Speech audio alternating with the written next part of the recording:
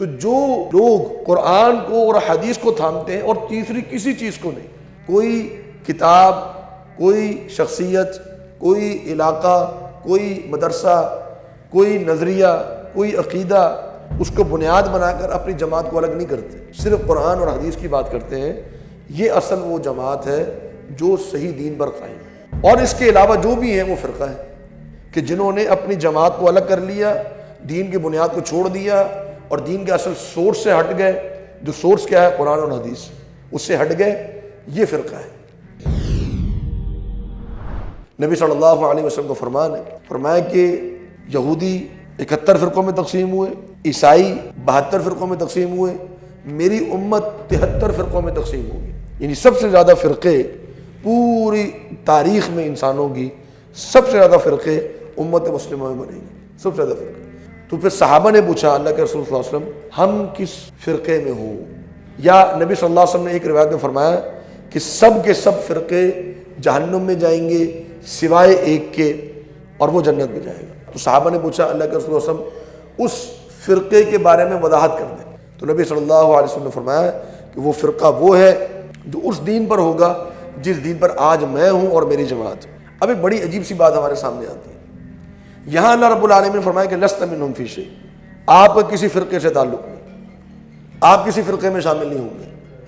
اور یہاں پر نبی صلی اللہ علیہ وسلم فرما رہے ہیں کہ ایک فرقہ جنت میں جائے گا، باقی سب فرقے جہنم میں جائیں گے۔ جہنم میں جانے کا معنی کیا ہے؟ جہنم میں جانے کا معنی یہ ہے کہ ان کو وعید ہے جہنم کی، ٹھیک ہے نا، جہنم کی وعید ہے، ضروری نہیں کہ جہنم میں ہی جائیں گے، ہو سکتا ہے اللہ تعالیٰ معاف کر کے جنت میں داخل کر دے۔ لیکن وہ جو فرقہ ہے جس کے بارے میں نبی صلی اللہ علیہ وسلم نے فرمایا کہ وہ جنت میں جائے گا، اس کے لیے جنت میں جانا ایک ضمانت ہے نبی صلی اللہ علیہ وسلم کی طرف سے یا اللہ رب العالمین کی طرف سے۔ یہاں فرمایا جا رہا ہے کہ آپ کا کسی سے تعلق نہیں ہے، وہاں نبی صلی اللہ علیہ وسلم تعلیم دے رہے ہیں کہ نہیں، ایک فرقہ جنت میں جائے گا۔ تو اس میں ہم کیسے جمع کریں؟ اسی طرح ایک آیت میں آتا ہے کہ وَاعْتَصِمُوا بِحَبْلِ اللَّهِ جَمِيعًا وَلَا تَفَرَّقُوا، کہ اللہ کی رسی کو مضبوطی سے تھام لو اور فرقہ نہ کرو۔ تو وہاں بھی فرقے سے ممانعت ہے، یہاں بھی فرقوں سے دور رہنے کی ممانعت ہے، اور فرمایا کہ آپ کسی فرقے سے تعلق نہ رکھیں۔ نبی صلی اللہ علیہ وسلم فرما رہے ہیں کہ ایک فرقہ جنت میں جائے گا۔ اب ہم کیا کریں؟ اس کا معنی یہ ہے جو علماء نے بیان کیا، وہ یہ ہے کہ ان آیات میں یہ بیان کیا جا رہا ہے کہ جو اصل دین ہے اس دین پر آپ نے قائم رہنا ہے۔ فرقہ کیا ہوتا ہے اس کی تعریف سورہ آل عمران میں نے تفصیل سے بیان کی تھی، وہ کیا ہے؟ اعتصموا بحبل اللہ جميعا، اللہ کی رسی کو مضبوطی سے تھام لو۔ اللہ کی رسی کیا ہے؟ قرآن مجید، اور قرآن مجید کی وضاحت کس میں ہے؟ حدیث کے اندر۔ تو جو لوگ قرآن کو اور حدیث کو تھامتے ہیں اور تیسری کسی چیز کو نہیں، کوئی کتاب، کوئی شخصیت، کوئی علاقہ، کوئی مدرسہ، کوئی نظریہ، کوئی عقیدہ، اس کو بنیاد بنا کر اپنی جماعت کو الگ نہیں کرتے، صرف قرآن اور حدیث کی بات کرتے ہیں، یہ اصل وہ جماعت ہے جو صحیح دین پر قائم ہے۔ اور اس کے علاوہ جو بھی ہیں وہ فرقہ ہے۔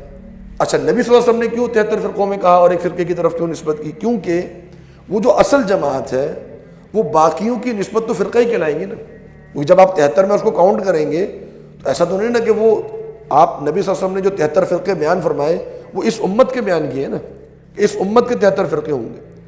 تو جو جماعت صحیح حق پر ہوگی وہ بھی اسی امت کا حصہ ہے، اس امت سے باہر تو نہیں ہے۔ تو جب آپ کاؤنٹ کریں گے تو کاؤنٹ کرتے وقت آپ ان کو 73 کے اندر کاؤنٹ کریں گے، تو وہ فرقے کی اس ڈیفینیشن پہ پوری نہیں آتی جو ڈیفینیشن یہاں بیان ہوئی، کہ جنہوں نے اپنی جماعت کو الگ کر لیا، دین کی بنیاد کو چھوڑ دیا اور دین کے اصل سورس سے ہٹ گئے، جو سورس کیا ہے قرآن اور حدیث، اس سے ہٹ گئے، یہ فرقہ ہے۔ اور وہ جماعت جو اصل سورس کے ساتھ مضبوطی سے چمٹے ہوئے ہیں، اعتصام اللہ کی رسی کو تھامے ہوئے ہیں، وہ فرقہ نہیں۔ لیکن جب آپ کاؤنٹ کریں گے امت کے اندر وہ فرقہ کہلائے گا۔ اسی لیے جو آج ہمارے یہاں ایک تھوڑا سا ایک کانسیپٹ یا ایک تھوڑی سی ایک سوچ، انڈرسٹینڈنگ تھوڑی سی لوگوں میں بڑھنا شروع ہو گئی کہ یہ ہمارا کسی جماعت سے تعلق نہیں، ہمارا کسی جماعت سے تعلق نہیں، ہم صرف مسلمان ہیں۔ تو اچھی سوچ، یہ بہت اچھی سوچ، لیکن یہ بات ذہن میں رکھیں کہ جب آپ اپنے آپ کو صرف یہ کہتے ہیں کہ میرا کسی فرقے سے تعلق نہیں ہے، تو کہیں ایسا نہ ہو کہ آپ کے ذہن میں یہ بات بھی آ جائے کہ میرا اس جماعت سے بھی تعلق نہیں ہے جو جماعت صحیح منہج پر قائم ہے، جو جماعت صحیح قرآن اور حدیث کے اوپر قائم ہے، اور وہ اصل جماعت ہے جو جماعت نبی صلی اللہ علیہ وسلم کے زمانے سے چلی آ رہی ہے۔ اس کو اہل سنہ بھی کہا جاتا ہے، اس کو سلف صالحین بھی کہا جاتا ہے، اس کو اہل الحدیث بھی کہا جاتا ہے، ان کو محدثین بھی کہا جاتا ہے، جو اپنی نسبت، اپنا تعلق صرف اور صرف قرآن و حدیث سے جوڑتے ہیں۔